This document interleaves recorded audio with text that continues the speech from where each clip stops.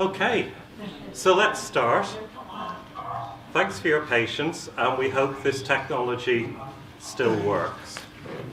So I'm not totally sure who suggested that we do this, but it was clearly the thing to do. Jane McAlevey, who can't be here, was very much involved in trying to organise this, and we were very much hoping as well to have Titi Bhattacharya, who can't be here. But we do have, by Skype from Johannesburg? Is it? Where are you at the moment, Trevor? From Joburg. Trevor Ngwane.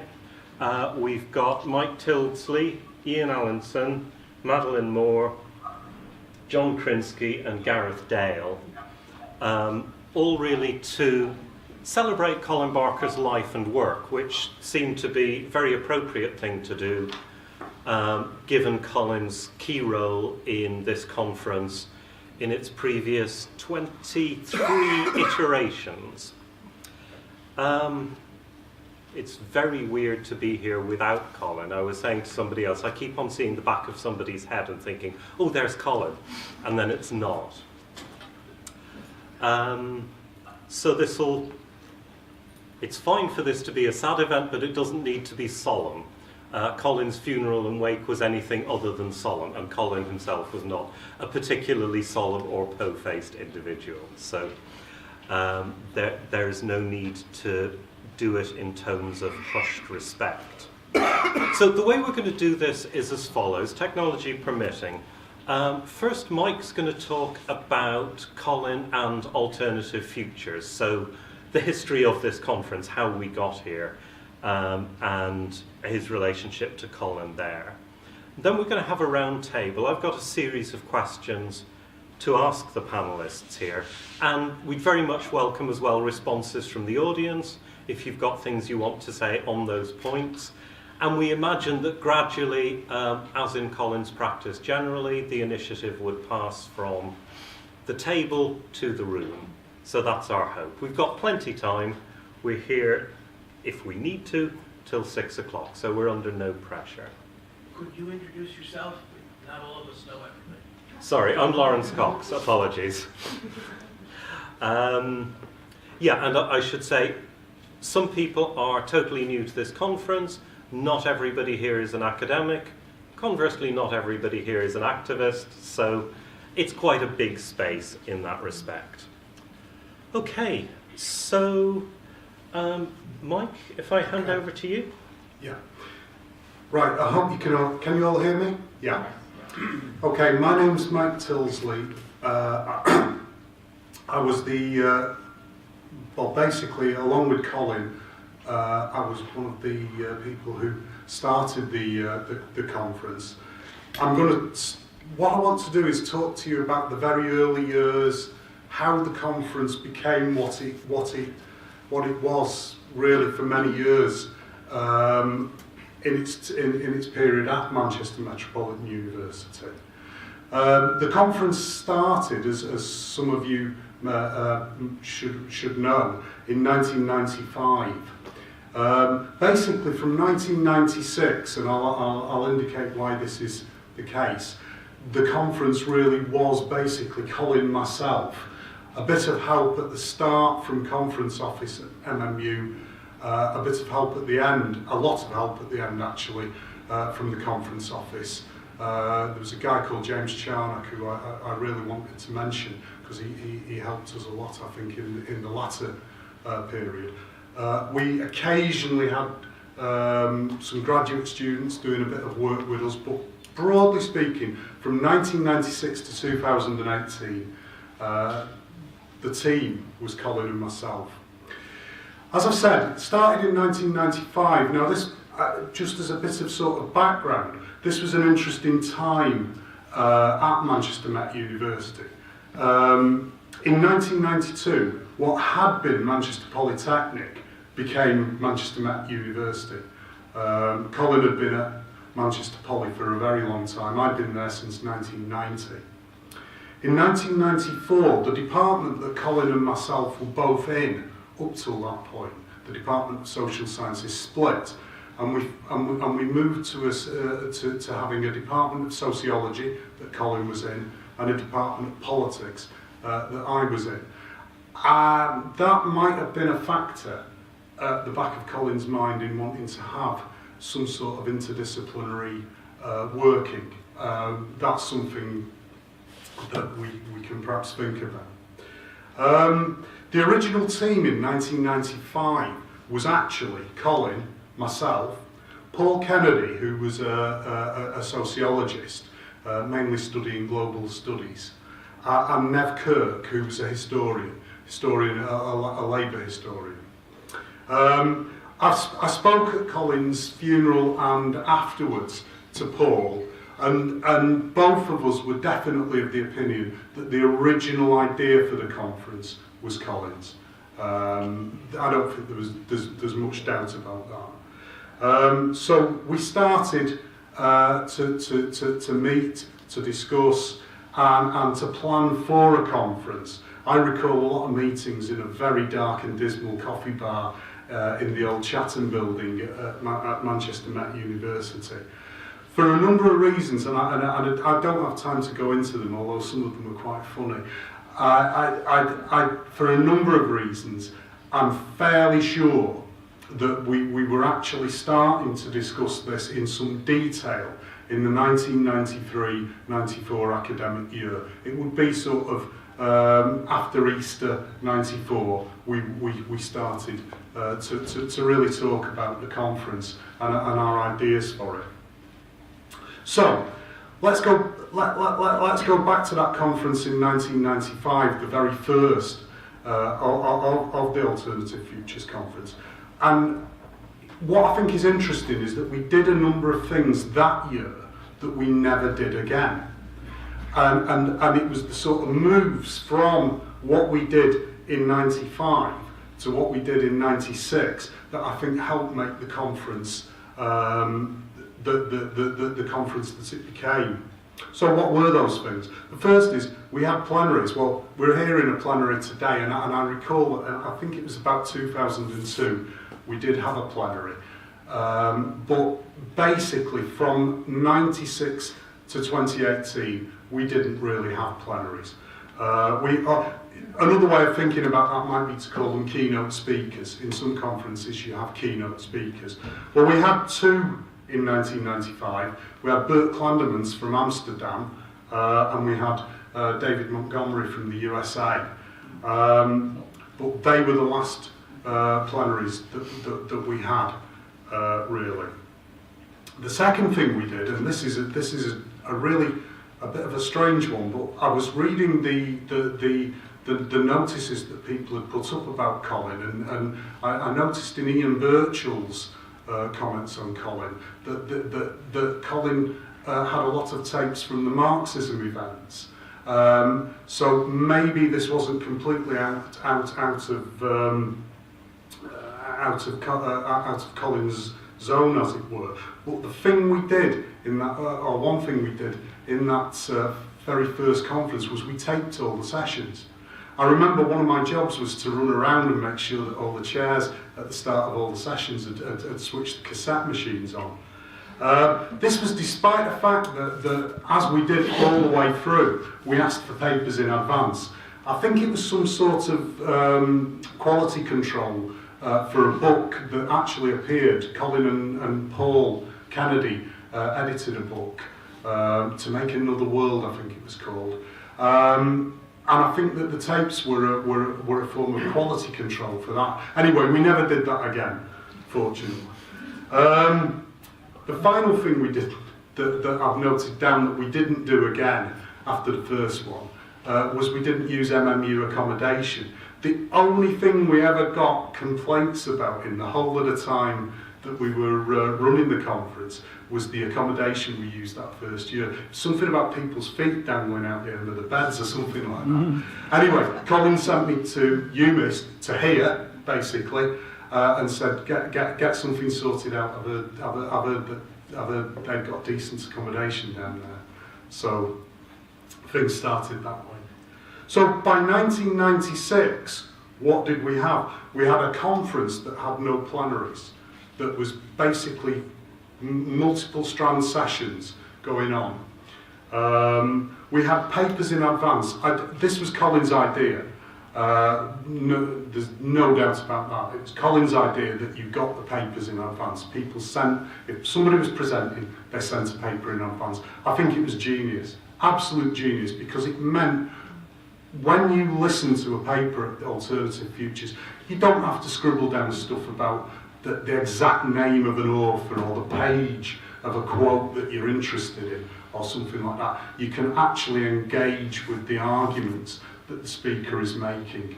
And it's just struck me as such a good idea, and I've never been to any other conferences that do it. So no plenaries, papers in advance, accommodation at UMIST. We had the welcome desk at the start of the conference. I think you've got something a little bit like it this time. But Colin and myself would be there. We used to meet at about 10 o'clock, 10:30 on the first day, and we'd sit there and we'd welcome all the visitors, and we'd tick them off. Colin would give them the sheets, and I think quite a lot of you here know what I'm talking about, but that system, I thought that was terrific as well. I never knew another conference where the organisers actually sat and welcomed people. I think three things, shifting slightly away from the things that we did, and particularly that Colin instigated, I think three things helped us tremendously. In sort of almost accidents, if you like, that helped us get the conference up and running in the form that it was in for that long period. These were, the first one was MMU opened the Mountain Building in 1996. I think that our second conference in 96 was actually still in the old Tylecote building, which is now demolished. But once we were in the Mountain Building, we had our meals in the bistro, as they called it. We had the conference sessions would either be on the second floor or the third floor in contiguous rooms, and in the days before Wi-Fi was a sort of a major thing, there were also in that building there were also computer labs where people who needed to maybe alter their paper at the last minute or whatever, but more particularly get an email, receive an email or send an email off.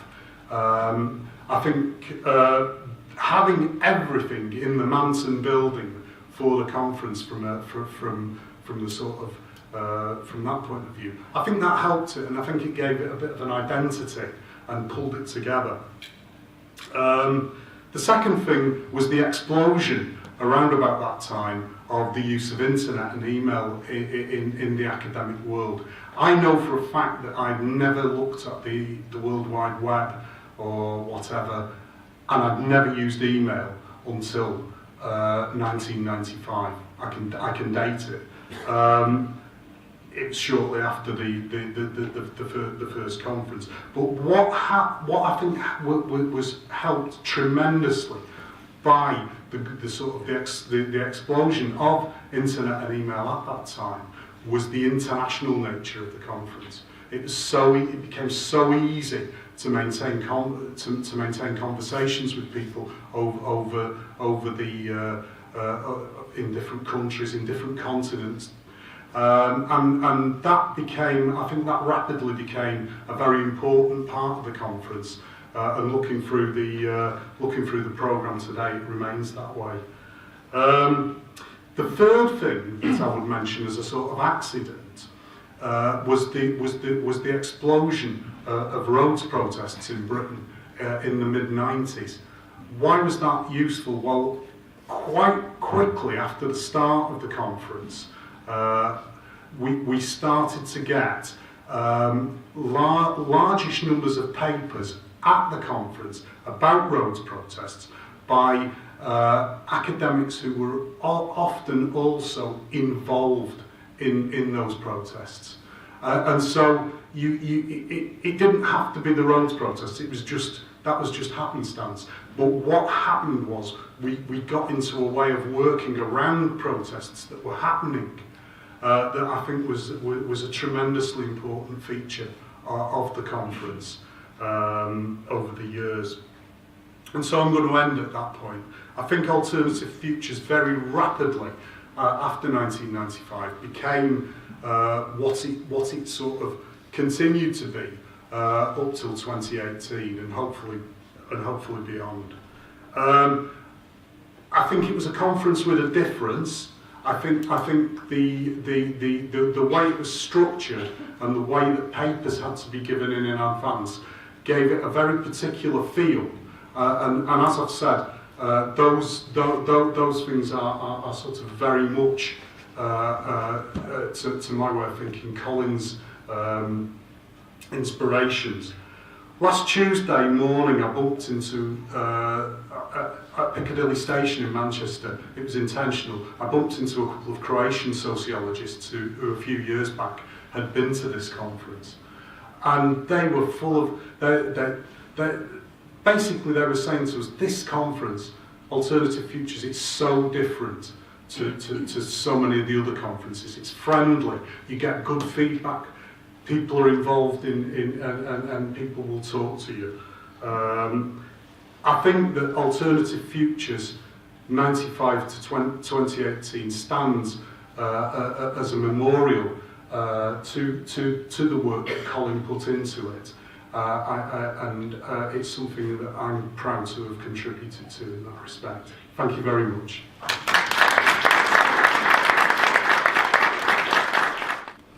So, I don't know, do I need to be a bit closer to this to be heard? Is that about the right kind of volume? Okay.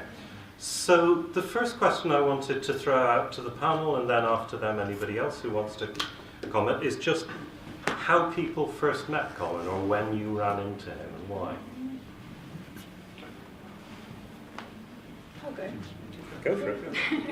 I think I'm probably the person who knows him the least long time, because I met him here a few years ago, and it was my first ever conference as a PhD student at a time when I was lacking confidence in anything I was doing, and yeah, I was just feeling very lost. And I'd read the edited volume that you've all contributed to, and that helped me have a language to say what I was trying to do with my project. And then meeting Colin and how welcoming and friendly he was, and open to discussing those concepts with, a first-year PhD student who he'd never met before, actually gave me the confidence to use that language. And so I think ever since then he's kind of continued in that role in my work. And I was saying to Laurence before, every time I feel a little bit unsure about something I'm writing, I can go back to his website and he'll have written something. Which is a little bit annoying because you want to be new and inventive, but it also gives you a confidence that you're on the right track. So yeah. I'm Ian Allinson.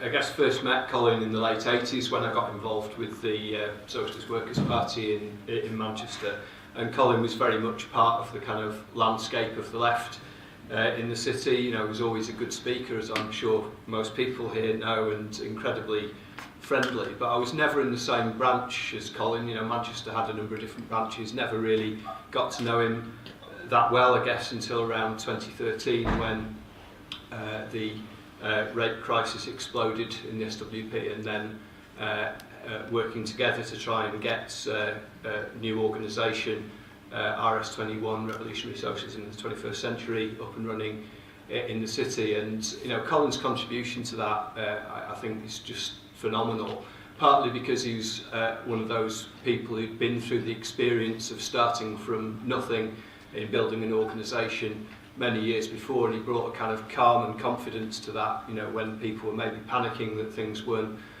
going as well or as quickly as everyone hoped. And the extent to which he, I think, encouraged people and supported people, both politically and just in terms of his kind of kindness and hospitality. I think particularly, I was struck by what you were saying with young people, always incredibly keen to hear what they've got to say and encourage them to develop their own thinking. Okay. It's not obligatory to say anything. Well, so I met Colin, I think similar to you in the late 80s when I was getting involved in SWP in Britain. And we'd recently seen the miners' strike, this extraordinary, almost civil war in Britain, involving, very different to the current civil war over Brexit, in that during the miners' strike it was very much along class lines, involving very dramatic, violent contestation, and our side was beaten. And for me, Colin was fascinating for me in the late 80s and early 90s, when partly through his incredibly rich and always brilliantly told anecdotes of industrial struggles in the 60s and 70s, and from those days gone by when shop stewards and factories could march into the manager's office, pull up a chair for themselves, put their feet on the table, and read out a list of demands for managers to accept, or to managers to implement. But it wasn't nostalgia. Simply, it was that Colin would then take stories like that and theorize them as in relationship to Marxist theory and to the world picture as a whole. For example, in this case, he talked about the work strength in workplaces as this, in a sense, as the cellular basis of the great social movements explosion of or one aspect of it, of the 1960s and 1970s.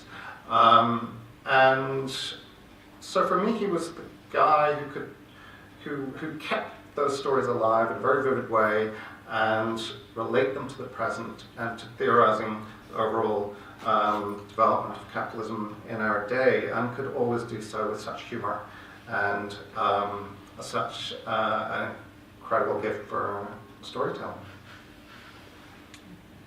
I first met Colin in 1998 at a mini conference of the Collective Behavior and Social Movements section of the American Sociological Association. So that section has periodic mini conferences before the big annual convention. And this was, I think, the first one Colin went to, although he'd been in touch with some American sociologists and social movements for a few years before. And I didn't know that he was there, I didn't know who he was, but I went to a session, really, I think because one of my mentors was, I was a young graduate student at the time, and one of my mentors was on the panel, and so I went to this session, and this English guy was talking about the Liverpool doctors' strike, and he was doing it in his inimitable Colin way, telling stories and that had just the right point. There was humor, there was tragedy, there was drama. And I thought, this guy's amazing. I mean, first of all, I'd love to be able to tell a story this way, but this guy's amazing. And then it was lunchtime. And everybody in these conferences go their separate ways. And I was a graduate student, I had a friend or two there, but I didn't know a lot of people at the time. And here was this guy, and he was alone, and he didn't seem as if he had anybody to have lunch with. So my friend and I said, do you want to have lunch? And we did, and that was really, that was really how we met, and we got to talking, and we never stopped. And the next year I came to Alternative Futures. He told me about this conference, and I thought, oh, okay, I'll go. This is interesting. And at that time, my department actually had money to pay for conferences, which my current university doesn't. And I came to this space. It was 99, so the conference was fairly young, and it was a place where, unlike a lot of American sociology of social movements, you could really be political. You could ask not just what this did for our analysis of this phenomenon, but what could this analysis do? What could the analysis of the phenomenon do for our futures and our collective futures? And it was a space where it was mind-blowing. I'd never been to a place where socialists and anarchists and communists could actually talk to each other. And they would argue with each other. And they would then have beers with each other. And there was something, I mean, just movingly beautiful about this space. And I kept coming back, and I think that first time was the first and last time. I also stayed in conference accommodation. And because Colin and I became quite close, and Aoife as well. And it was just one of those things where Colin's personality just sort of welcomed me in as if I was family. Can I just jump in there? Can I? Yeah, do. I just to follow on from John on that. In the last session, Jeff Goodwin here was talking about Colin's interest in revolutions as deriving from his the fact that he's a revolutionary. And the conference, AFPP, always had something similar. It wasn't just a conference about social movement studies, it was a conference for people interested in and who do build social movements. Hence the spectrum of people that John mentions, who would always be at this conference, this great solidarity of everyone's being on the left or broadly on the left, but so many different colours of the rainbow, the Stalinists and the Trotskyists and the Maoists and the Social Democrats and the left Social Democrats and the left Liberals and the Greens and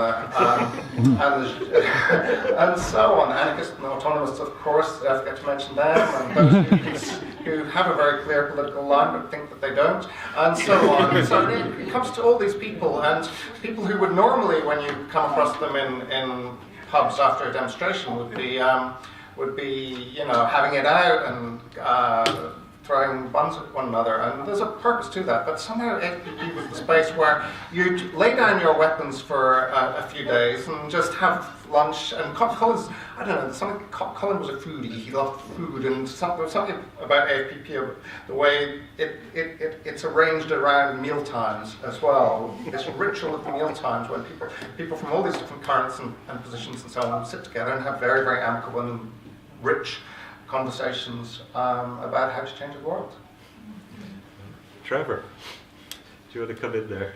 Oh, okay, thank you. I met Colin in 2010 when he came over to Johannesburg for a workshop on social movements organized by the Center for Social Change at the University of Johannesburg. I had seen him previously in London because the period leading up to 2010, I used to attend the SWP Marxism event religiously. So I think I listened to him speak once or twice. But when he came to Johannesburg, we were in a game lodge, like a retreat. So we spent 2 to 3 days, and there was only about 18 of us. So we had quality time with Colin. So I remember that everyone was waiting for the great Colin Barker, and when you meet him, it's just Colin. So it was very great. And then I remember he presented a paper he had written with Laurence called "What Have the Romans Ever Done for Us?" And it was about movement theorizing against versus academic theorizing. And it came at a good time for me personally, because after about 15, 20 years being a full-timer, an activist, I was doing my MA, so I was kind of grappling. I didn't know I was grappling with these issues in my mind, but they came to light listening to Colin, and it set a firm basis for my engagement now, because I teach at a university, I do research, but I'm trying hard also to maintain my activism. So that paper was a real good bridge for me. Hey, Colin was a great guy. I knew him that way, and then later I got to know him more as a revolutionary, as a member of the SWP, and then later again as an organizer of the conference. So, it was a pleasure and honor knowing a comrade like him. Thank you. Yeah. So my name's Jeff Brown. I was a young IS member who came to Manchester in '72. My first memory of Colin was a smallish meeting, some kind of district meeting of sort of a committee, and there was a discussion. I can't remember what it was about, but I had my bright idea, and Colin basically said no, and explained why my idea really didn't fit. And then when he summed up, and it was a gentle summary, sort of enabled people to then move on. He said, "Okay, this, and this will happen, and Brown, shut up." And that was done by Colin in such a lovely way that you couldn't. I still can tell the story without the slightest sense I was being put down or anything. It was just simply an appropriate way. I'd said something which was out of order, didn't make sense, and I should shut up. I still remember that lesson, though there are people who feel I forget it. But I think more importantly, I want to talk about Colin as somebody who really had far too low a profile much of the time. I was in the mid-70s, mid to late 70s, the Anti-Nazi League organiser in Manchester, and we organised a whole lot of things, most notably a big carnival in Manchester which had 25,000 people at it. The thing is that the Anti-Nazi League was a national initiative. It required people to go about building both a united front from above and a united front from below. It meant going around talking to the MPs, talking to the footballers, talking to people with money who would help, talking a whole layer of people. It was Colin who did all that. Nobody really knows that Colin did that because he didn't talk about it. He just got on with it. And when the big, impressive list of all the sponsors of the Anti-Nazi League, which launched it as an organisation which had got sort of 60,000, 70,000 members in the course of about 12 months, it was Colin's work which had actually been done on the ground, doing these endless phone calls to people who you really had to get on with, even if you didn't particularly agree with their politics. It was none of this sort of flashy stuff. In fact, when it came to the press conference, Colin was absolutely clear he wasn't going to do it. I actually did it appallingly. It was embarrassing. But nevertheless, that was Colin. Colin was not somebody ever to give a high profile to his activity, and I think it's important that we remember that. And in fact, we need to, in doing this, to dig out some of the stories, because Colin was the last person to ever blow his own trumpet.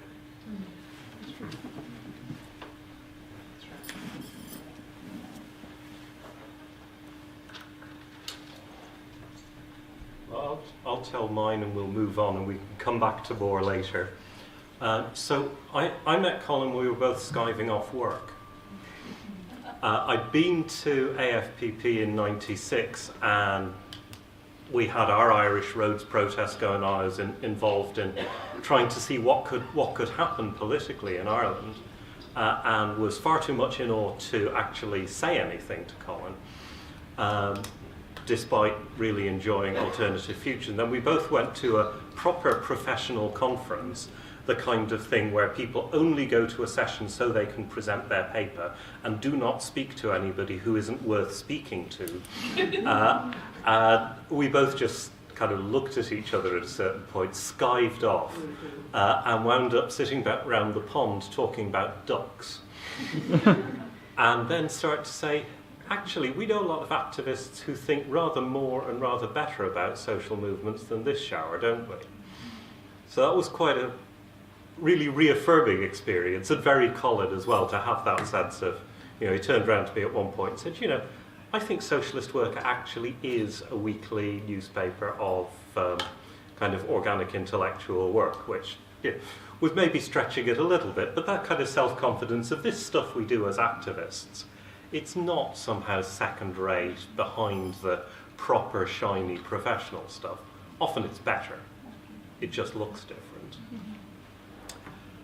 So on that note, I want to move on to the second question I flagged up for the panel, which is, in Colin's sort of political, intellectual theory, academic research, all of that, what should we be picking out and talking about? What should we name?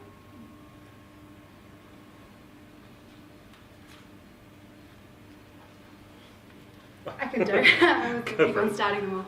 I'm going to start very broadly, but I think one of the things that I found so useful with Colin's work across all the many, many topics that he worked on was the openness and flexibility of his frameworks. You often come across a kind of dogmatic Marxism, and that was not at all what he was and what he worked with. It was, whenever we'd have these conversations, he'd be clear, and I remember my first presentation here, and I think you were in the audience, you said this as well, of pulling us up and saying, where are the people? Because we were just talking about forces and abstract tendencies and whatever you do when you just discovered this stuff. And then we came back and we worked on it, and we're like, we're looking at social movements, we're talking about people, we're talking about messy things and he was always adamant that as soon as your concepts seem too neat and your answers seem too neat, there's a problem. And that Marxism should be understood as a method that can continuously be living. It's not something that stays static and doesn't talk to and with its movements that it's operating with. And I think one other point on that kind of theoretical level was how important theory was to understand crisis and understand the crisis that, I finished my undergraduate degree just as the crisis really felt its social consequences, And we weren't using theory as activists at that point to really understand it in Melbourne. And it was so conscious of we need to talk about theory and praxis as two sides of the same thing, and that are constantly in dialogue. And I think it's kind of a hard question to say that there's a politics and a theory and Colin as activist, because it's all one. And all of them sort of fed into the other. Yeah, I think I've just looked around the room, and I think I'm in the unique position of being the only person who actually worked in the same department as Colin. And you're asking, what should we celebrate of Colin's academic career? One of the things I'd like to say is what a great colleague he was. What a great colleague he was to work with.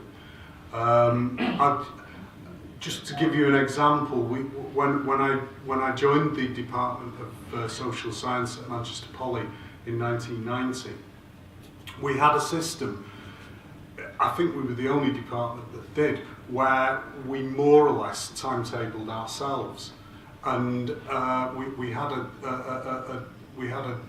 sort of, I think it was called a quartet, or it might have been the quintet, of people, senior colleagues, not members of management, but senior colleagues who dealt with it. And Colin, I think I'm right in saying this, Colin was a member of the quartet. He used to call it the Committee of Public Safety.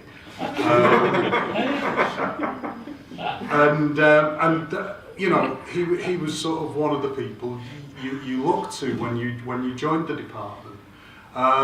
And just one memory. I mean, I've got a number of memories of Colin, and one that I probably should have chipped in with a minute ago when you were talking about when did we first meet him. It wasn't when I first met him, but I have an abiding memory of being with Colin on a picket line the day that Margaret Thatcher fell. I think we were on a one-day strike over pensions or something like that. But anyway, the other memory of Colin as a good colleague was when this was before we moved to the Manton building. I think they called them directors instead of vice chancellors in those days. The director of Manchester Poly, or whatever it was called in those days, had decided it would be a good idea to move us from the All Saints campus to the I think it was going to be to one of the campuses in the south of the city. I think it was going to be Elizabeth Gaskell. And we got him into he was brought into a meeting, and I think after Colin had made his contribution, it was abundantly obvious to everybody in the room that we were not going to be moving to Elizabeth Gaskell, and that the rest of the meeting was simply about the director of the Polytechnic, Sir Kenneth Green was his name. It was about him finding ways to back down in the face of the overwhelming arguments that he'd just been faced with. And I have a number of I just have a number of memories of Colin being such a staunch colleague. Yeah, I could jump in. Part partially just to echo some of what was said already, that so Colin and I we did some work together on a number of different things over the course of the last 15 years or so. And I was first really interested in Colin's work through his interest in dialogical perspectives on sort of meaning creation in social movements. So the work that he used of Bakhtin and Voloshinov, and this whole perspective that also in the United States, represented by folks like Mark Steinberg, this idea that, in the sort of social movement scholarship, that framing missed something. And what it missed was the actual dialogue, the actual dialogues that shape meaning, not just the projection of some meaning out there that other people could grasp or not. And so I was interested in that, and then through that, and through also some work of another scholar named Chick Collins, who was at the '99 AFPP,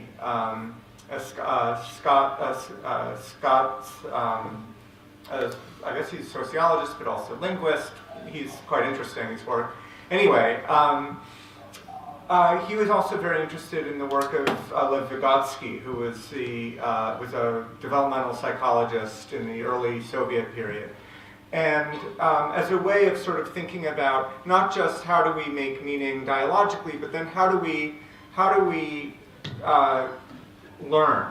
How do we learn to do things the way we do? How do we learn to organize the way we do? How do we learn to protest the way we do? And these questions of learning was something that we spoke a lot about and we wrote about. But I think that there's something sort of deeper than that, which is that I think Colin's interest in learning was one of the ways that he inoculated himself against any tendencies toward dogmatism. And he was very interested in connecting up theories of Marxism with theories of learning, but also to connect up theories of Marxism to work on the ground and theories of learning to work on the ground. And in this way, it was always, you always had the sense as well that his interest in learning, his interest in sort of how do we learn about our immediate surroundings, but then how do we scale up and learn about capitalism as a whole, or and these questions of levels of analysis were also, I think, something that Colin was really interested in, and this idea that if you're too sure about your answer, you're probably asking the question wrong. It also helped in the other way as well, which is if you get really stuck, maybe you're looking at the wrong level of abstraction. Maybe you can shift your analysis in a way to unstick you. And there was this really interesting sort of dialogue between very fine and very large scales, but also a real concern with what people really do when they try to change the world. Can I come in? The only article I've ever really co-authored with Colin was on social movement theory, and most of you here are going to know him more as a social movement theorist. I mean, the conference he set up is on social movement theory, and several of the books he's written are on social movement theory. He's very well known as a social movement theorist, but I want to make a pitch for Colin as a state theorist. I think he was equally important in his state theory, but unfortunately his state theory exists more in the form of a whole bunch of brilliant, but never ever quite really damn completed articles. And so we do need to fix that somehow. If anyone wants to look at them all and integrate them into a coherent whole, I think it will be a brilliant article.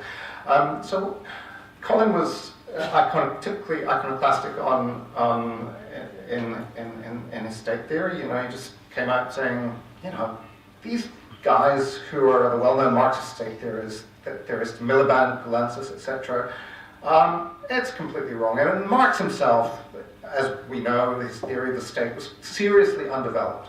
And what's wrong with Miliband and Palantis? They don't really look at the foundations of exclusion.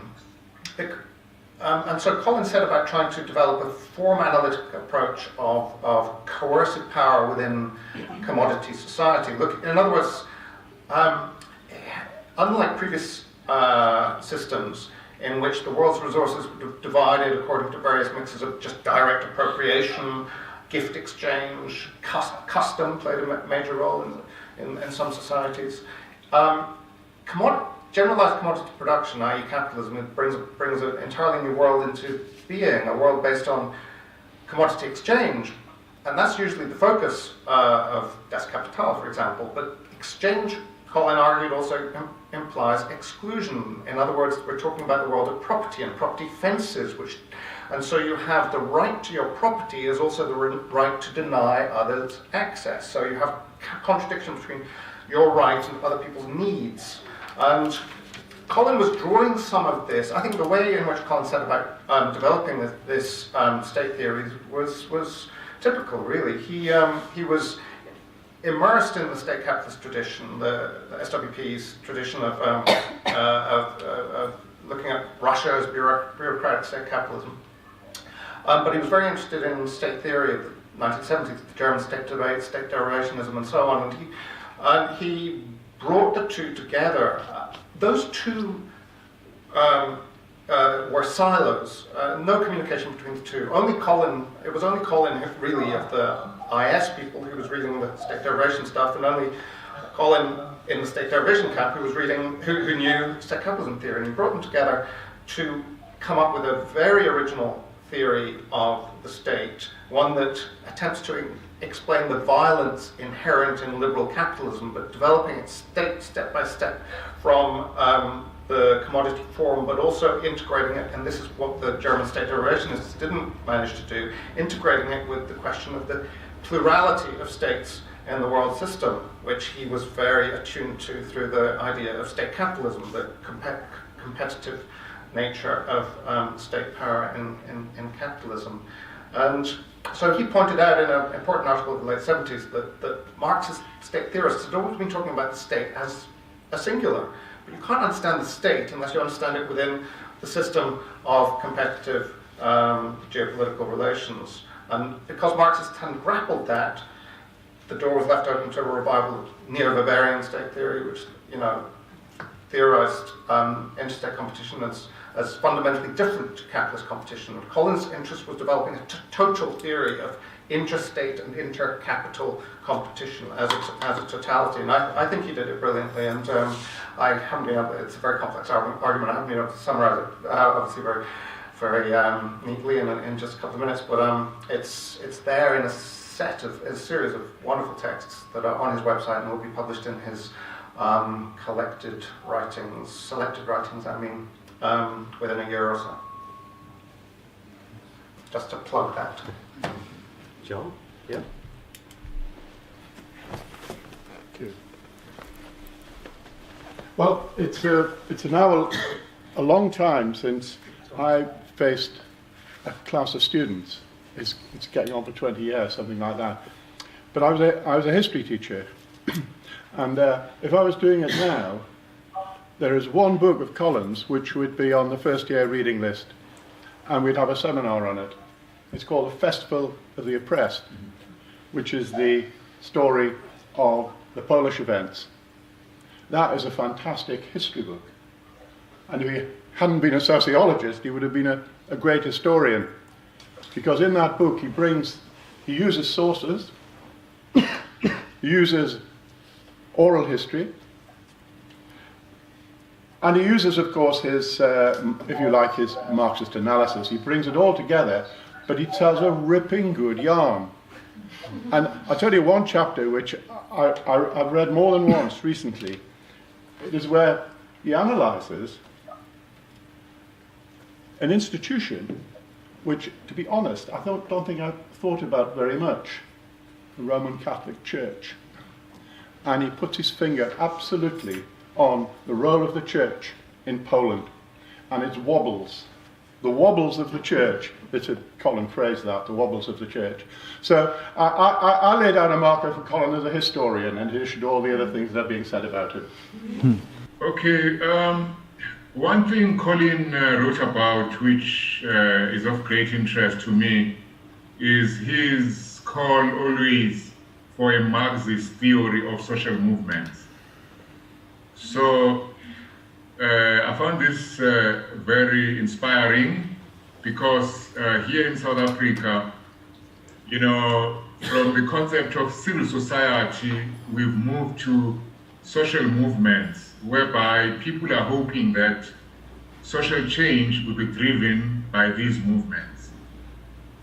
But without a good holistic theory of movements, so you find that, you know, activist movements are all over the place. So in one of his papers, which he presented at a conference there, the same ones we're talking about, in 2015, which I attended, it's called Beyond the Waves, Marxism, Social Movements and Revolution, where he tries to explain that, you know, people tend to look at movements as cyclical, as coming in waves, but by doing so, they remove the possibility of movements fighting for fundamental change. So this is an idea which, you know, I found quite useful here, and it's so clear to activists, because basically movements are viewed as pressure groups, reformist, you know, structures. You know, they're never viewed as questioning society fundamentally. So that's something which really inspired me, and which I've maintained and kept alive in my work from Colin.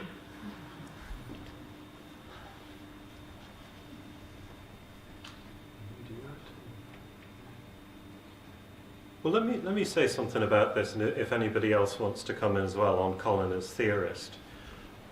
Because it struck me a while back that there's something slightly odd as a Marxist in asking the kind of question that I've just asked the panel, which is to sort of treat somebody's theoretical contribution in a very idealist way as a set of propositions, and then you imagine a school that sort of develops out of those propositions by teasing out a particular line or a particular work of the master. Colin's absolutely interested in ideas, totally interested in propositions, and extraordinarily restless intelligence. But I think the effect that Colin has had on activists and scholars alike trying to think about movements has become much more through his practice. It hasn't been a generation of lots of little mini Colin Barkers trying to do a Colin Barker. That's one of the things that made it really nice to be around him, that there was no such agenda. But very definitely a sense of, here's a way of doing things, which gives you the sense, I could do that. And it's almost easier they say it's easier caught than taught. But very definitely by being around that example of working on social movements really shed a light on what it might mean to be somebody who thinks about social movements from an activist, from an intellectual perspective. Having said which, I do want to say, I think there's one big thing that Colin brought to Marxist thinking about social movements, which has always been there but often lost by people who wanted to squeeze it a bit too narrowly, is that the bigger traditions, certainly when I started reading what Marxists had to say about movements, one of the biggest traditions was mostly just talking about the objective situation and people's passive experience. There's a lot less of that in Marxism than in other fields. There are some woeful examples in race studies, women's studies, and so on, where you simply say things are terrible and therefore people rebel. And of course, as an activist, Colin was bitterly aware that this is just not the case, that things can be terrible and in fact getting worse, and that does not lead to people doing anything. The question is more, what do people do and how can it be shaped? And then at the other end of the scale, there was often a deep institutionalism.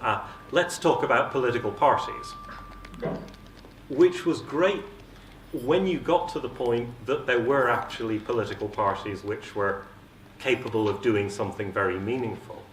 But it meant that most of the life of ordinary people struggling to change the world kind of fell between those two stools, because it wasn't just described by how bad their daily lives were.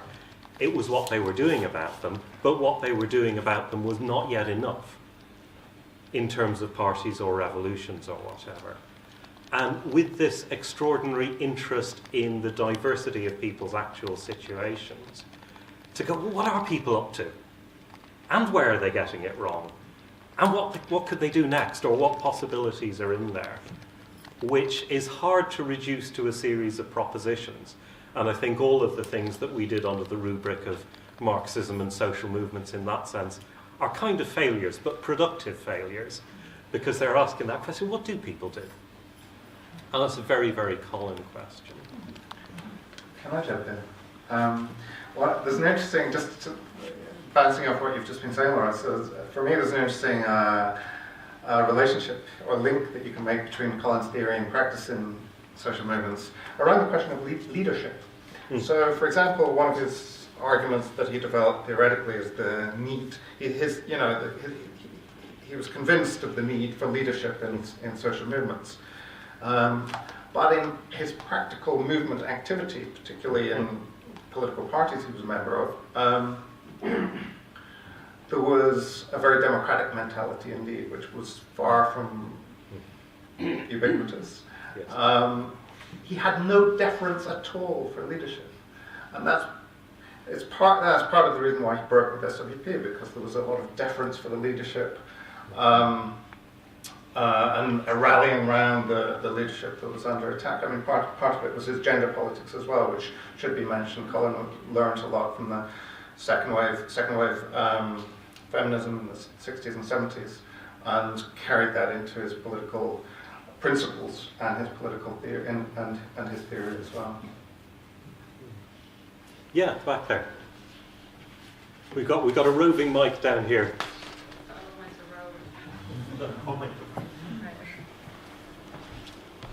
Hello, I'm Kate. I've worked with Colin in his activist spheres for a while in the last few years, and I just wanted to say really that what I think for the time that I knew Colin, one of his main academic interests was in social reproduction theory, and I don't know if we've talked about it much today, but I think that what I found really interesting about it was that Colin was one of the biggest advocates of social reproduction theory in British intellectual sort of Marxist circles, and that's provided a really great platform for it to thrive here, and brought a much wider audience that Colin himself brought with people's interest in his writings. And I thought I'd mention it because basically for me I think for Colin as well, I think it was the first attempt to, or the first sort of concerted attempt to bring theories of oppression and the state together. So trying to bring together ideas of how capitalism oppresses us, and taking it further than just it divides us into these subgroups like women, people of colour, disabled people, etc., to oppress us and to divide us. Instead, it tries to theorise more deeply how oppression feeds into the functioning of the capitalist state by, for example, maintaining migrant status as a status of workers that can be brought in and out of the workforce, and maintaining the family form and women within that doing the majority of domestic labour. And that these kind of theories it's really indicative of what Colin was like as a theorist, that he would see that we needed a better, more integrated Marxist theory that understood these things after seeing the failures of the left to deal with them very well. And as Gareth just said, I think his own personal principles around gender and race help feed into that academic shift in his work. So if people haven't investigated that or seen his writing and still conferences on it, then I'd say it's worth a Google, because social reproduction theory was, I think, one of his main interests coming to the end of his life. So. Thank you very much. I'm unfamiliar with Colin Barker's work, but I wonder what he will think about two different things, but I think they have the same reasons behind them. One is Yellow Vest movement, which shook France. They go in streets only weekends. They lost their lives. There are injured people, and there are jails, yes, but they are still in streets every weekend. Secondly, how would he interpret Brexit?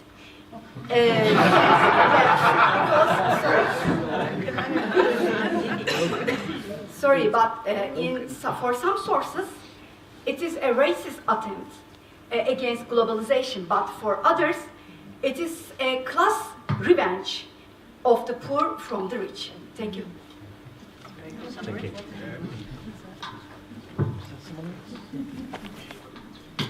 Hi, I'm John.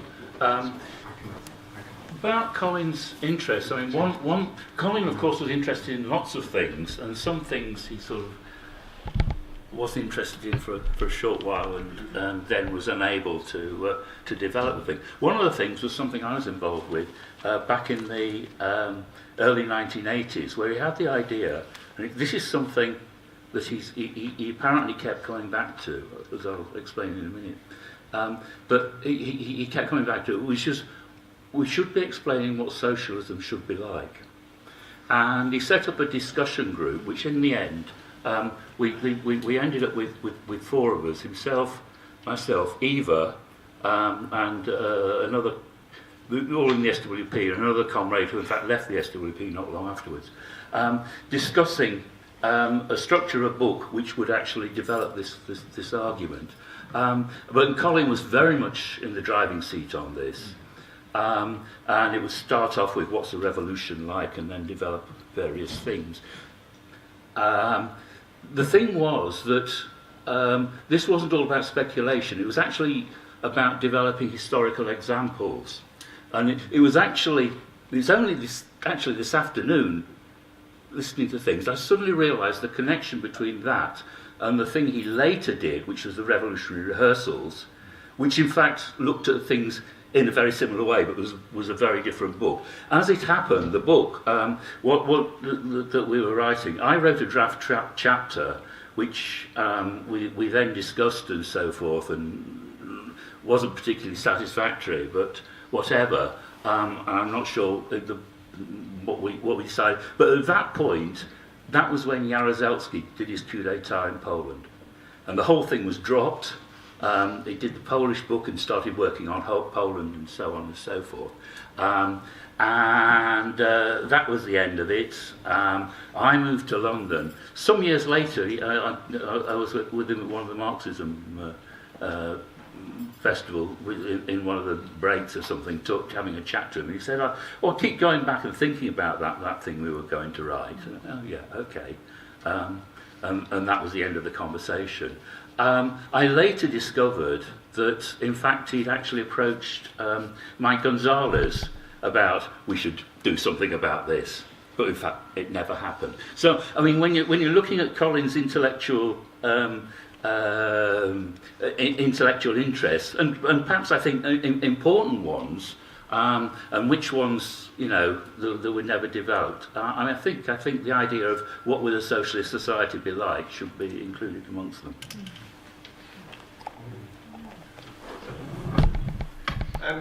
Yeah, I mean, it got touched on earlier, but a lot of Colin's earlier work was around what was going on in workplaces and looking at the kind of dynamics of industrial struggle. And I think that made it particularly significant, I think, that he was so adamant in his opposition to a kind of narrow view of what the working class is, that, that's more than just people who happen to have a job at any particular time, a kind of narrow view of what class struggle is, that it's collective workplace-based struggle, or even that workplace struggle isn't necessarily about workplace issues or about pay or jobs or whatever.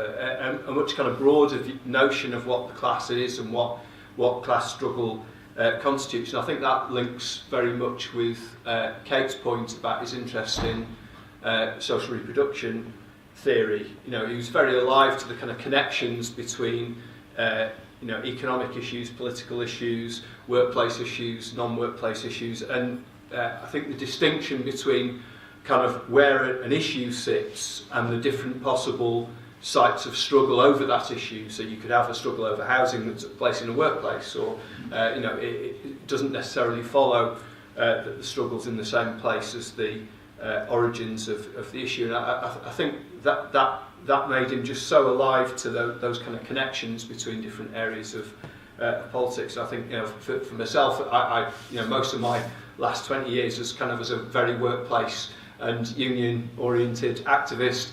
I think that was a really powerful argument that Colin made against that, you know, particularly coming from somebody who still saw the workplace as an incredibly important site of struggle. That's not something that he you know, moved away from, but not separated and counterposed to other forms of struggle or arenas.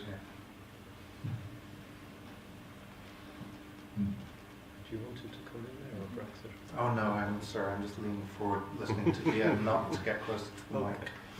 Well, let's move it on then and talk about Colin's politics and his practice in that sense. Kick it open to whoever wants to pull out things that we should mention, highlight, particularly significant contributions.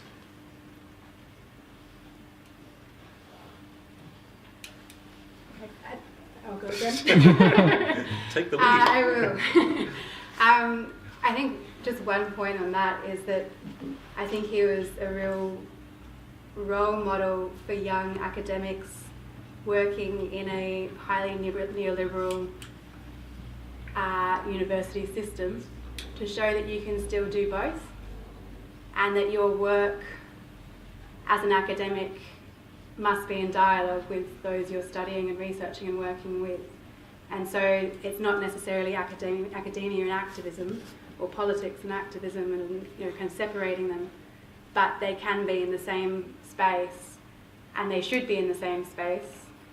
And I think that was, for me, incredibly important at the beginning of the PhD, and now, when, you know, I'm at the writing up stage where I don't have as much time to be involved in political groups in the way that I'd like to, but to still feel that I'm not just becoming an ivory tower person, well, not really, I'm just locked to my desk, you know, and being separated from it, because actually, you know, what I'm doing is a form of activism as well.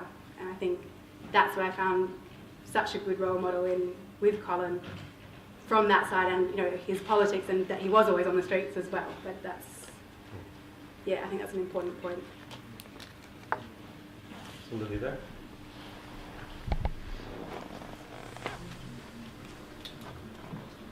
Thank you. My name is Anna de Jong from Amsterdam University, and I already said this in the panel as well, but it's been like 17 years ago, and here at this conference it was my very first ever conference paper. And at that time, I'm combining all the three questions you asked now, but at that time I was nervous, and Colin came up to me and he said, "But haven't you made the choice yet, the decision?" I was like, "What do you mean? What do you mean?" He's like, "Well, people use conferences in two ways. Either to show yourself off, to prove your worth to future colleagues, and to put yourself on the market, and then yes, you should be nervous.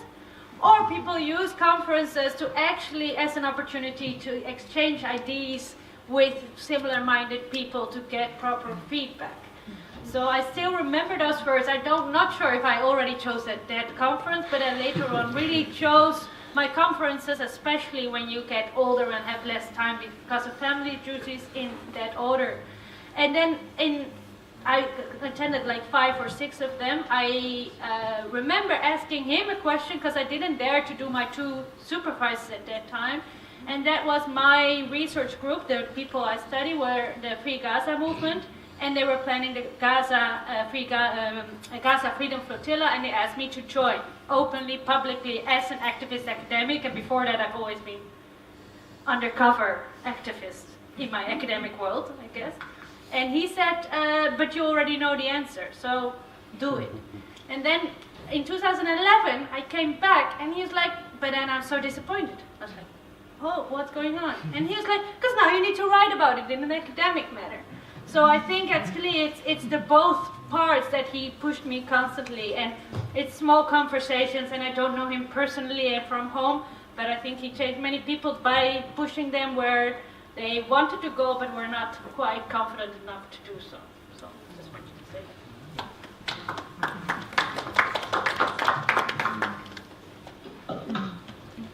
I was going to say that if I just can jump in, that Jane McAlevey couldn't make it, but there's something that is very connected up, a couple of things that are very connected up with the sorts of things that she does and writes about, not least of which is this refusal of compartmentalization. That when she talks about organizing workers, she has this idea about organizing the whole worker.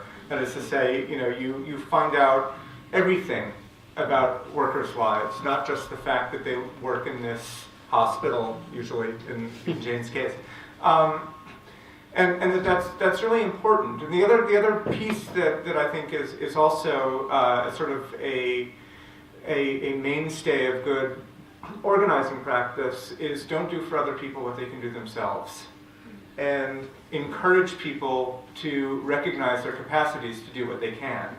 And I think we've heard this in a number of different ways, but it's another way in which the sort of firewall between sort of academic practice and activist practice simply just didn't exist, and shouldn't. And I think that's a really great thing to take away. So it's just echoing and recasting with Jane here in some kind of a way. So I think there's a mic down there. I don't know, does anybody else want to go? I don't know. Say what you're going to say. No, okay, from what I can say. I mean, I'm not really commenting on Colin's political or state theory or what, to be quite honest with you. I don't know much of him, but if these are sort of open to the floor, just to make general observations, or just a few... Observations about Colin, yeah? Yeah, I mean, these are just a few sort of personal things, if you like, of what experience I have out of it. Now, I first met him for the first time at the Marxism conference of 2013, where he just published this book, Marxism, Social Movements. That's the first time I'd ever come across him. And people are sort of saying now he's broken with the Socialist Workers' Party. I mean, it seems very recent. I don't know when this was or what it was about, but I'd be quite interested to know if somebody wants to come and talk to me. Second... After this, actually. Sorry? After this. Oh, sure, we'll do it another time. I mean, it's probably too controversial, I don't know.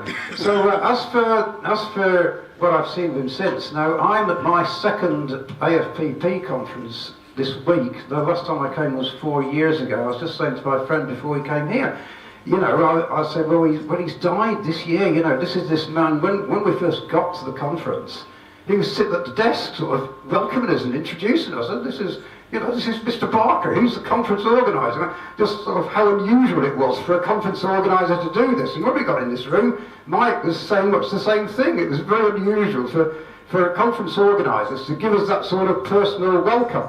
So, I very much appreciated that. So it's always something I sort of remember about when we first got here.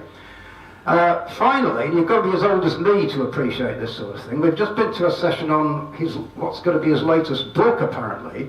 Now, this is a man of 80 years old, and he's still sort of writing and, very, very active. Now, people say to me, I'm 64, and people say to me, well, what are you going to do after your PhD?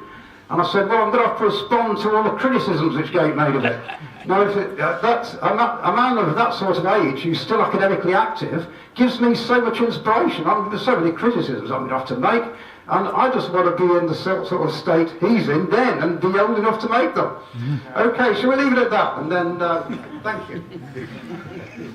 Can I just ask the person who asked about Brexit? Was that a question? Yes. Very, very briefly, he was pro-Brexit, then shifted to pro-Remain. And the question about SWP, he broke with SWP in 2013 and left them eventually on Valentine's Day 2014. Mm-hmm. I mean, just picking up the point about Colin continuing his work, I mean, also his activism. I mean, just in the last few years, he's heavily involved in stuff with Eva, as always, around climate change and against fracking. There's a Manchester to Calais refugee solidarity group set up in their living room not so long ago, and I remember him apologising last year for not making it down to our freezing cold picket lines every day. So it was both the academic work and the activism he absolutely carried on. A couple of other things I wanted to put in. One is about his habit of asking questions. I'm sure almost everybody who's ever met Colin will have heard his two favourite questions, the Marvin Gaye one and the Lenin one, what's going on and what is to be done. But he also, if there was any discussion or problem going on, then, rather than actually arguing with people a lot of the time, you just come up with some question that would provoke them to think. And that's an incredibly powerful knack. And the other thing I think around his practice was about the way he connected people up. I think the fact that he was on the desk welcoming people here was part of the fact that he saw people as incredibly important. And he liked to connect people up who he thought were interesting or would learn things from each other. And it would be wrong not to mention soup in that context, because food played such a part in the way he tried to get people up, and the making of soup, I think, was at the core of a lot of very important political discussion.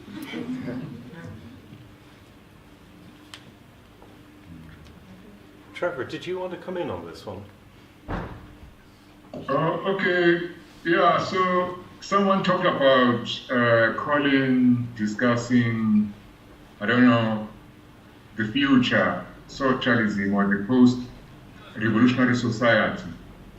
So he inspired me because I was reading his work or his comments on working class self-organization. In Russia there was the Soviets, in other countries neighborhood committees. In South Africa during the upsurge against apartheid we had civics, So his work in a way is prefigurative because he argues that these popular organs of self-rule, point to the future, how the future state, the worker state, can be run or could be run. And I was so inspired actually that I did my PhD on these committees as they happen in informal settlements. So it was a bit of a long shot because these committees are mostly associated with organized labor or the workplace or working class areas, townships, but I was trying to see how it works in slum areas, in shack settlements. And, I got my PhD and I learned a few things. So thanks to Colin.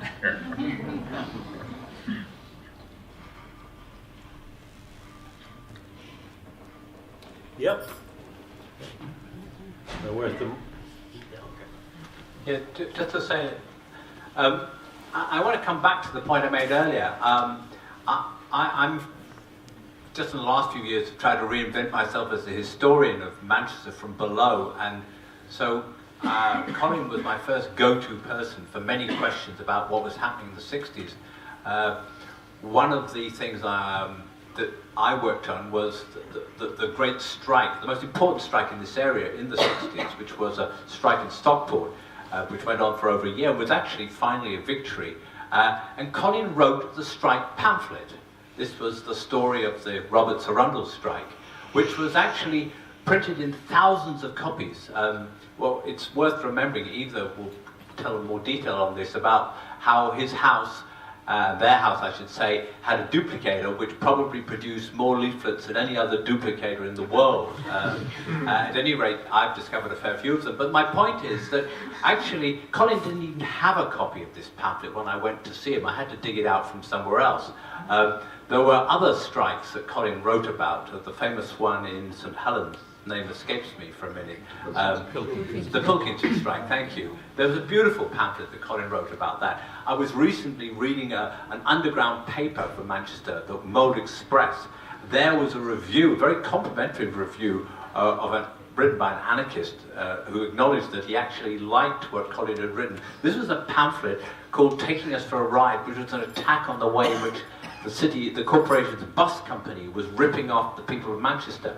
I asked Eva about it. She couldn't remember it. Nobody can remember this. But the fact is that this was Colin in action. This was Colin putting his ideas, this idea of rank and file activity, organising, giving a lead, which actually he was the worst person to record his own history. And I think coming together here today is something which is making a small step towards overcoming that.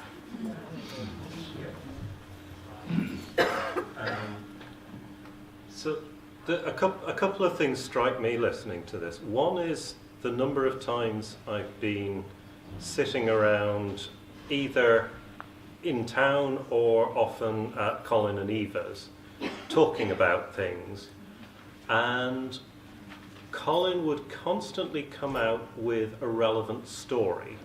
Whatever problem you were talking about, whatever issue you were struggling with, trying to deal with, there would be some lunatic story about Poles dealing with secret policemen or shop stewards at Pilkington's or whatever, which would connect in a much more three-dimensional way, not just with the technical challenge, but also with kind of the confidence of going, oh yeah, you could do this.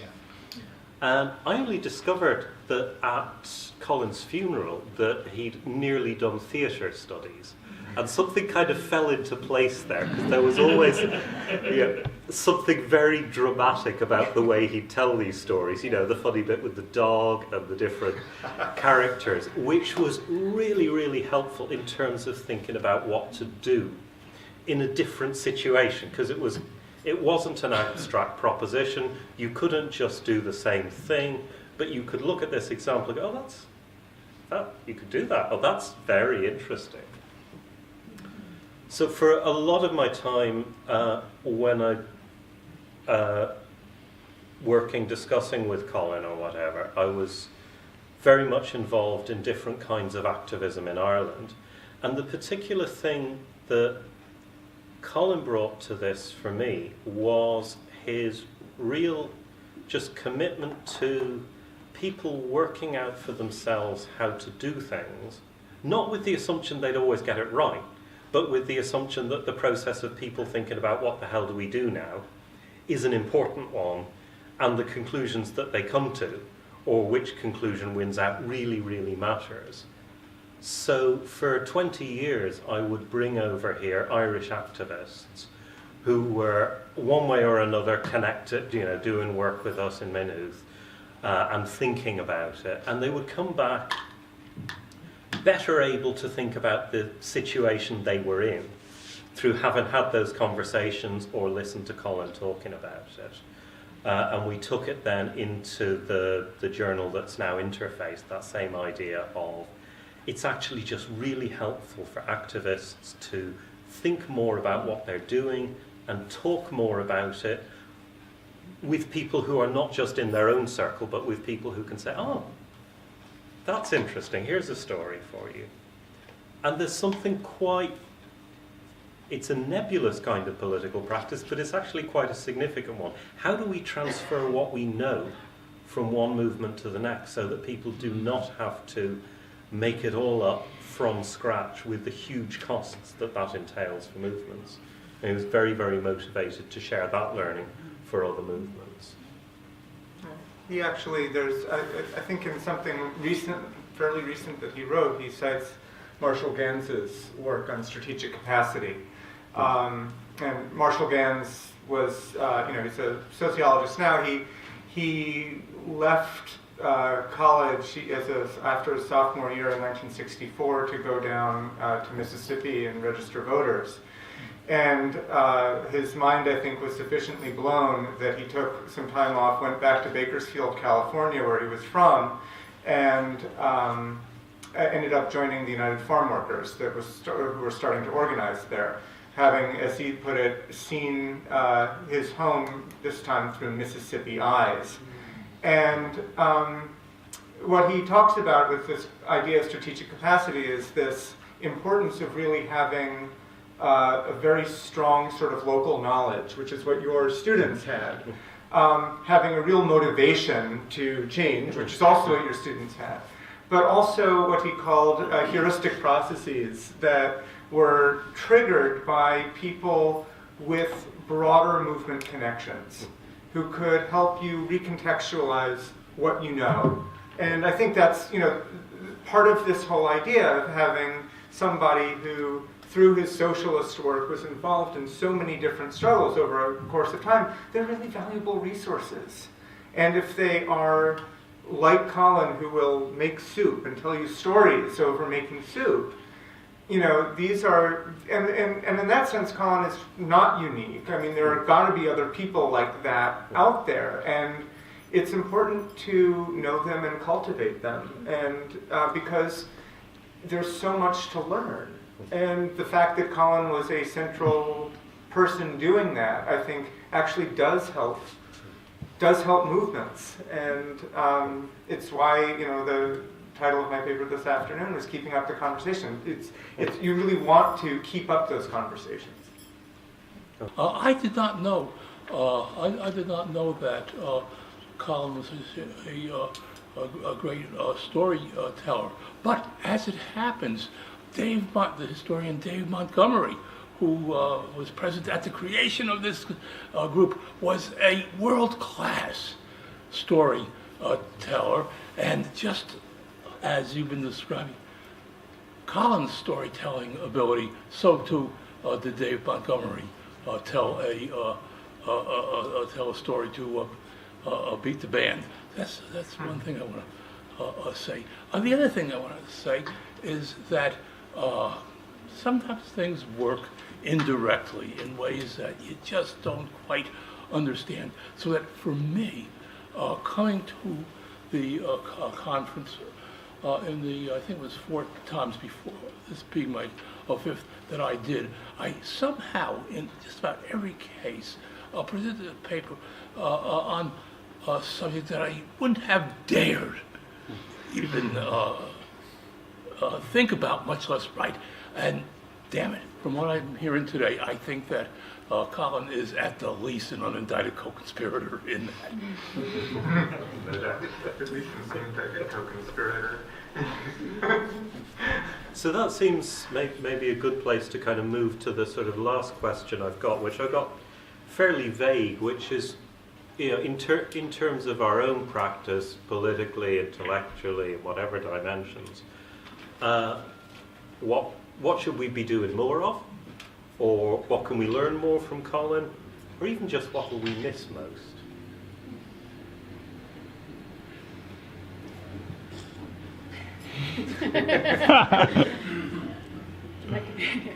I'll just say a couple of things.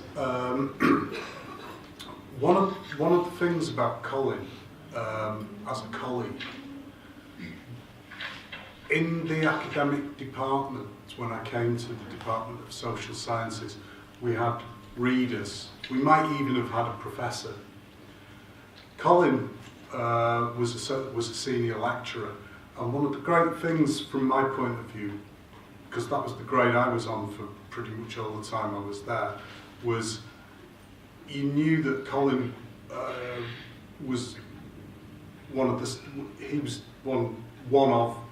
serious people. It's not a question of grade, and he never got sucked into any of that stuff about management.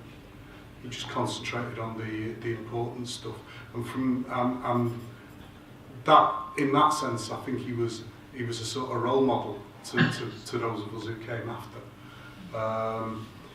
I mean, a slightly ironic story. I remember when we were doing when we had some sort of union issue, because I was the union rep at the time. One of my younger colleagues said to me, "Well, yeah, I had a word with Colin about it, because he's got the integrity and what have you." That person ended up as a dean. So anyway, But no, I mean, that was something that sort of really struck me. All of that stuff about going after, chasing after these pay grades and what have you, and chasing after management positions. That wasn't what it was about, and I really think that was an important lesson we can learn from Colin. The other thing that as people have been talking about stuff like the capital logic or state derivation, the pamphlets and what have you. If anybody in the room hasn't checked out Colin Barker's website on the internet, fantastic. You really should. And if there's anything that has sort of piqued your interest in what people have been talking about, any of these articles and what have you, you'll find a lot of them on there. You'll find links to them, and it's really worth spending a bit of time looking at it. Okay, Eva? Yeah, thanks. I'm Eva. You've heard my name many times in this session so far. This is what I look like. I just wanted to add to what Mike said about the fact that he didn't go after the promotions.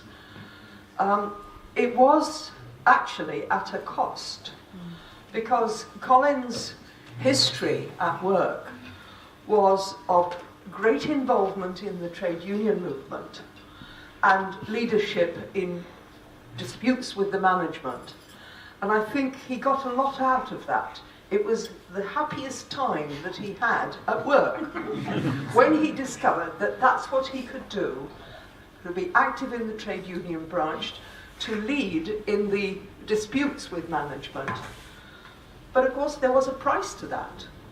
When it came to the fact that he was a senior lecturer, there were people promoted that he was aware that were not up to his standard and who were promoted over his head, and he never got beyond senior lecturer. And he did mind. Of course he minded.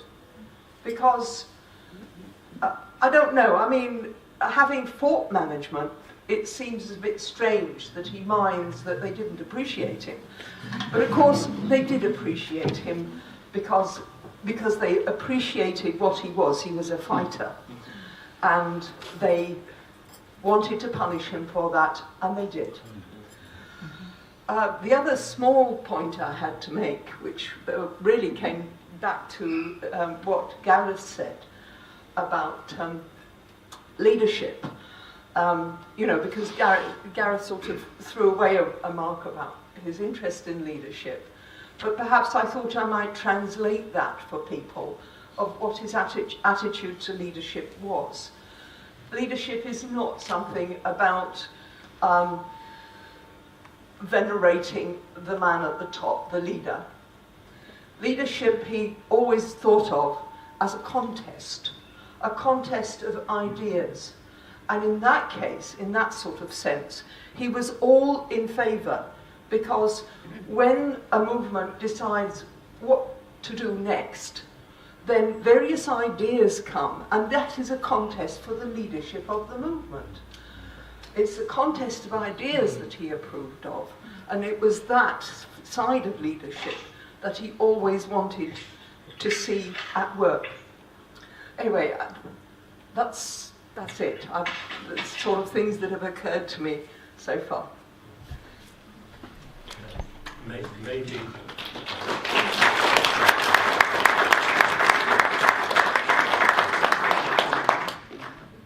This might as well also be an appropriate point to say something I haven't had a chance to say previously to Eva and Hannah and Nancy, who isn't here. Thank you for sharing Colin with us, because he gave us so much, and I know it did come at a cost because he only had 24 hours in the day. But it was a huge gift to the rest of us to have Colin in our lives.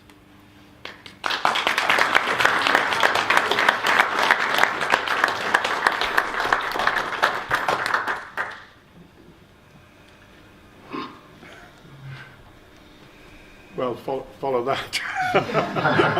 Regret having my hand up now. But I want to ask a leading question, and I don't want an answer from the panel, but I would like to hear from Trevor about the new Socialist Party, which is in the process of emerging in South Africa. Because I remember the very last paragraph of Colin's book on past revolutions or past revolutionary events highlights the fact that in each case there was what he considered to be a missing party. Can you help us with this, Trevor? Can you hear me? I didn't get the first part of the question. Trevor? He wants to know about the SRWP. Someone say it into the mic. Sorry? He wants to know about the SRWP. Oh, okay. Well, firstly, I've got that T-shirt here.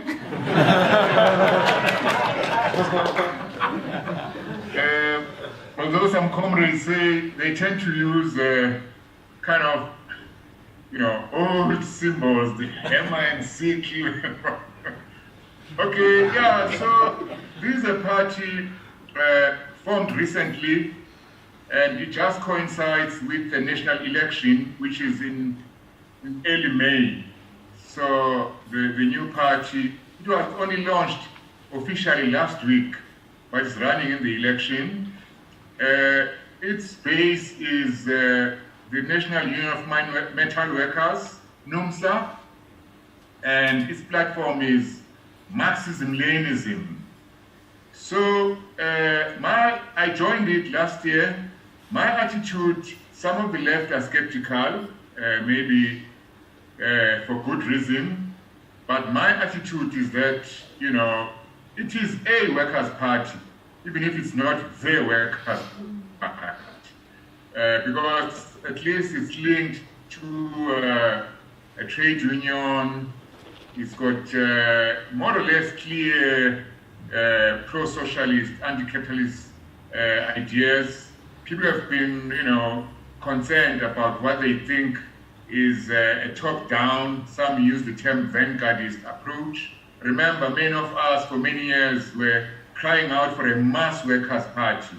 So, but this one is kind of more tight, vanguardist at the head. But yeah, it's it has happened, it's happening, and the comrades are busy campaigning. So let's see how it works out. I am part of another structure which was formed when NUMSA, the Metal Workers Union, when they broke from the ANC alliance, the ANC Communist Party alliance, they said they're going to form a united front to unite community and labor struggles, a party, and also a new union federation. So they've done all three. They formed the United Front, they formed SAF to the new federation, now they are forming the Workers' Party. So I'm part of the United Front, leader of the Johannesburg section, and what we've done, we've put forward a conditional platform for our members to support the SRWP, right of recall, salary same as skilled worker, mandates, top leadership doesn't go to parliament, independence from bourgeois politics, etc. So in a way, this is critical support for the party. Yeah.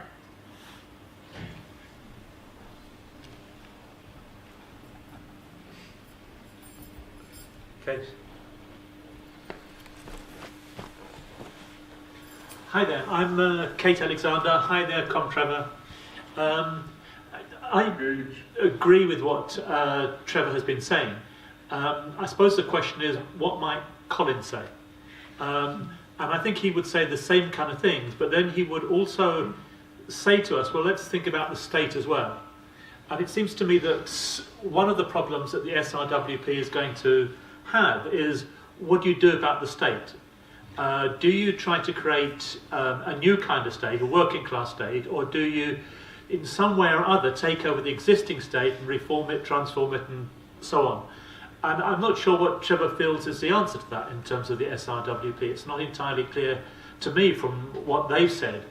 But it does seem that they have difficulties when it comes to conceptualizing the state within an international context in the way in which a number of other comrades have spoken about it here. And your question to start with, Laurence, was what do we take from Colin? What is it that we learn politically from him? And it seems to me that the issue of the state is something very important, that we need to understand it better. But what I get from Colin is not necessarily things which are fixed and rigid that we can take away as some kind of program, but more a set of questions. He's taken us further in pursuing these issues, and one of the points that he made at one of the conferences was that the fourth volume of Capital would be on the state. It was something that Marx never wrote and would have liked to and should have done perhaps.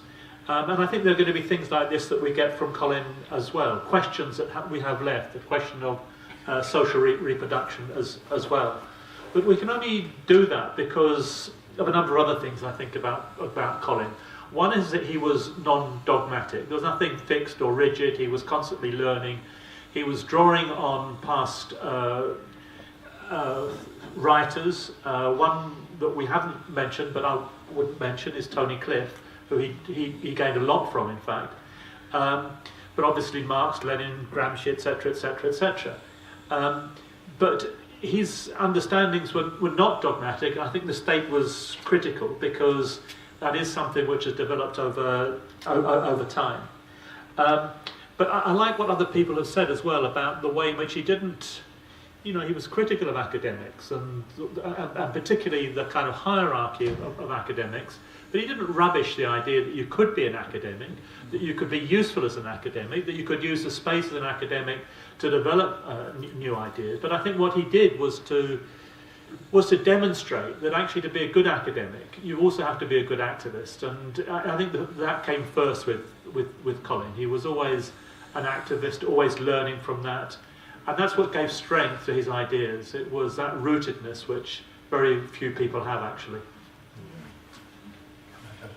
Yeah, for me too. He was, in a sense, an inspiration as an example of a revolutionary socialist. He was so rooted, as Kate was saying, in Marxist theory and Marxist tradition, but always willing to question it, challenge it, point out that Marx, as Kate was saying, hadn't completed Capital, and how would we complete Capital, and so on, raising these sorts of questions. He was very, very convinced by revolutionary socialist tradition, but very willing, but had a very expansive understanding of comradeship, not narrow, very always, always aware that to build real social movements, you have to be able to work with coalitions of people, not just your own kind, and so on. And he was, this gave it, and he was steeped in learning, which was part of his grasp of revolutionary politics was very, very rich. But he was never show-offy about it, and he was never elitist at all. And this was part of his ability to, to reach out to people and encourage them to develop ideas and to engage in practical activity as well. All of this was done with continued hope, even in dark times, and continual humour and storytelling, which all of us have been mentioning quite frequently. So he was, for me, always an inspiring figure from first meeting him, really, essentially for those reasons.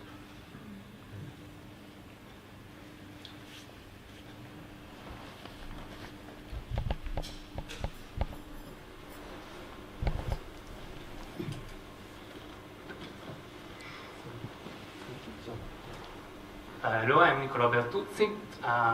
As I think we are going to an end, I try to look at the future. So, of course, this is a celebration, and you mentioned memories of Colin. I only knew him once time. This is the second time that I'm here. And this is just to say that I hope that this conference will continue like this with the new generation, with Kevin, Megan, Madelaine, because I totally agree with what you said, for example, what Madelaine said before, that we as young scholars, we should follow Colin's work and attempt to bring together activism and academic. At the same time, I think that I think that you would appreciate my intervention, that we should be also aware of the fact that it is always more difficult to do it in a new academic world that is always more neoliberal. And for us as young scholars, I think it is important to do it, but so I encourage you from the Manchester University to follow with this tradition, because if I think at our experience, for example, in Italy, I think that now it would be really difficult to build up a conference like this that I always like very much to attend every year when I can. So yeah, it was just to remark this thing and to think about our new academic opportunity structure that we have and to try to keep on like this. Thank you. So Kevin, over here. This side.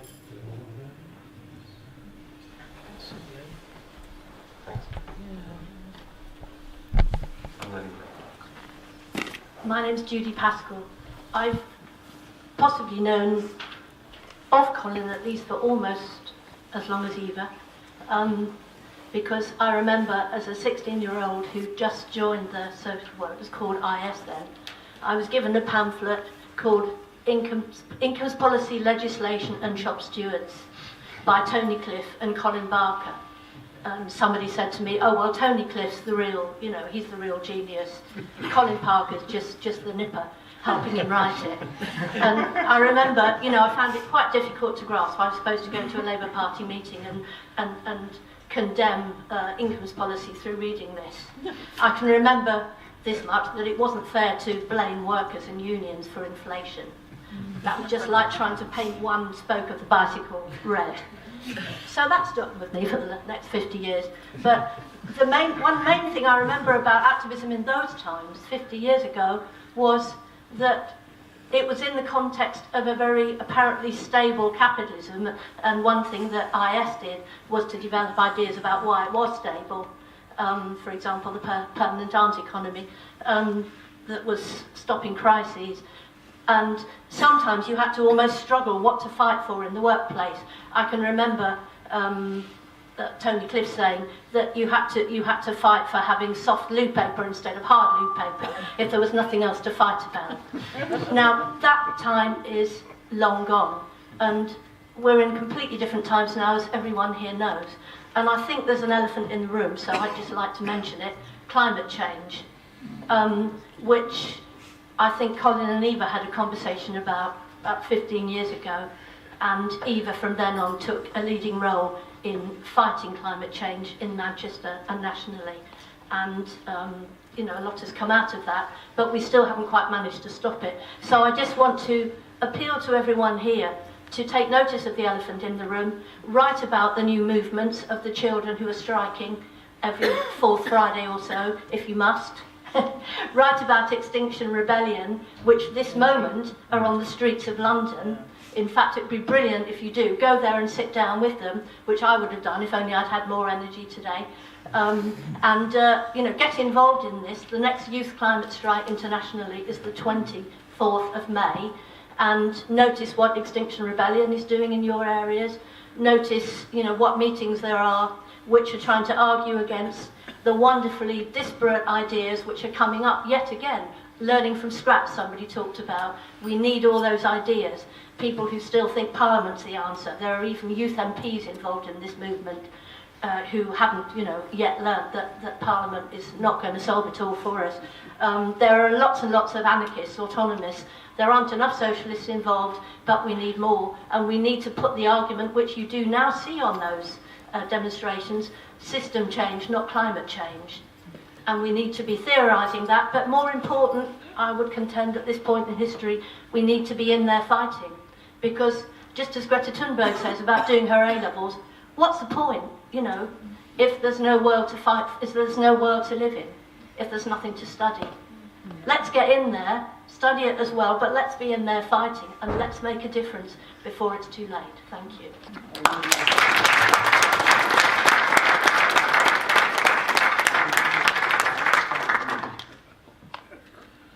Oh, I find it very difficult to follow that. Because what I've got is something quite trivial in comparison. Just a remark that Hannah has prompted me to make, and that is that one of the things about Colin was that he was a great hoarder of books. I have basically 2 rooms full of books, and Colin's last wish was that these should go to comrades rather than to a bookseller. Now, some of them will go to a bookseller, but before I send them all away, I want to invite people, if they can arrange it, to make an arrangement to visit 19 Chatfield Road and have a good little browse and pull out anything that they really fancy and take it away with them. So it's an invitation to make use of Colin's library better than just sending it away to be sold to other people, some of whom may not agree with us at all.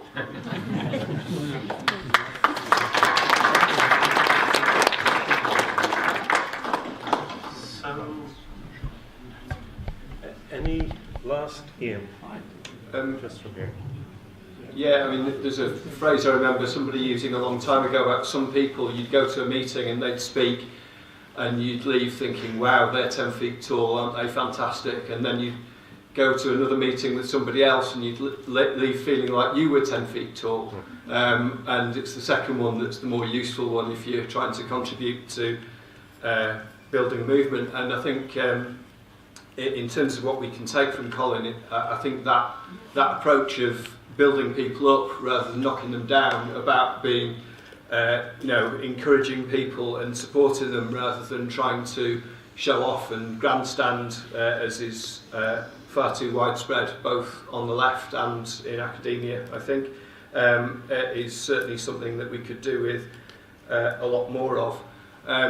You asked, what people are going to miss most. I mean, I'm sure I'm not the only person here who just keeps thinking of things I want to ask Colin about, and that's really tough. Add one comment to that is, I think that's what we've lost, but also maybe what we've gained is that we've got all these questions that we still want to ask, but we've now all got each other to ask them from. And it's, maybe we can take that away. Do you want to say anything, or should we go on? I was going to say that take announcements in a second. It's a little bit of a strange thing, but Colin visited when my kids were really small. Colin visited me in New York, and he showed up and apologized that he hadn't really brought very much for the kids, but he did show up with a bunch of office supplies, post-it notes, colored post-it notes, some paper clips, this sort of thing, and my kids were thrilled.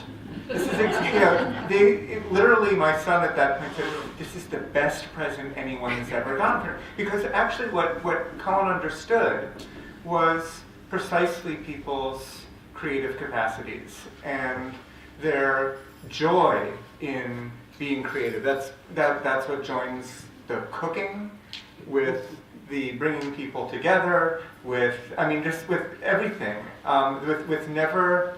And meeting people where they are, not ever thinking that, never treating anybody, can't know what he thought, but I don't think he thought this, that he was ever above anybody else, that better than anybody else.